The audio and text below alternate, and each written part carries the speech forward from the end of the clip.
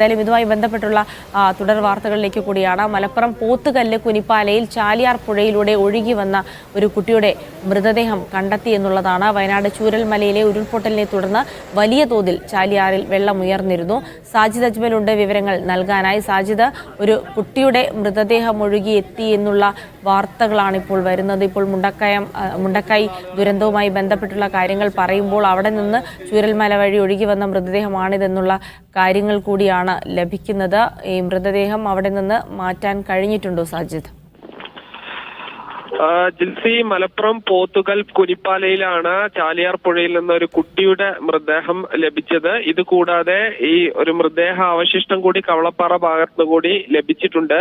ഈ ഉരുൾപൊട്ടലിന് പിന്നാലെ വലിയ തോതിലാണ് ചാലിയാറിൽ വെള്ളം ഉയർന്നിരുന്നത്. ആ സമയത്ത് തന്നെ രാത്രിയിൽ ഈ വീട്ടുപകരണങ്ങൾ, ഗ്യാസ് സിലിണ്ടറുകൾ, വാഷിംഗ് മെഷീനുകൾ തുടങ്ങിയവയെല്ലാം ഒഴുകി പോകുന്നതായി നാട്ടുകാർ കണ്ടിരുന്നു. ആ സമയത്ത് ആളുകൾക്ക് ദൃശ്യത്തിലെത്താൻ പറ്റിയ ഒരു സാഹചര്യം ആയിരുന്നില്ല, ഇരുട്ടായിരുന്നു.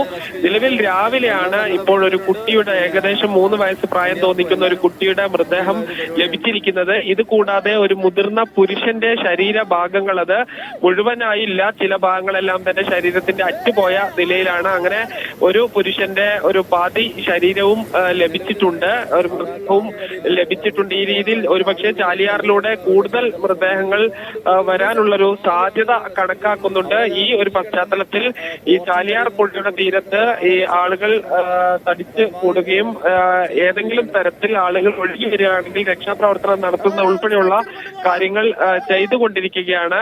ഈ ചൂരൽമലയിൽ ഉരുൾപൊട്ടൽ ഉണ്ടായാൽ സ്വാഭാവികമായും ആ വെള്ളം വലിയ തോതിൽ ചാലിയാറിലേക്കാണ് വരിക. നിലവിൽ എന്തായാലും വെള്ളം വലിയ തോതിൽ കുറഞ്ഞിട്ടുണ്ട്. ഈ പുലർച്ചെയെല്ലാം തന്നെ വലിയ ഒരു മലവെള്ള പാച്ചിലായിരുന്നു ചാലിയാറിലൂടെ ഉണ്ടായിരുന്നത്. നിലവിൽ വെള്ളം കുറയുകയും ചാലിയാറിന്റെ തീരത്തുള്ള ആളുകളെ പൂർണ്ണമായി മാറ്റി സ്ഥാപിക്കുകയും ചെയ്തിട്ടുണ്ട്.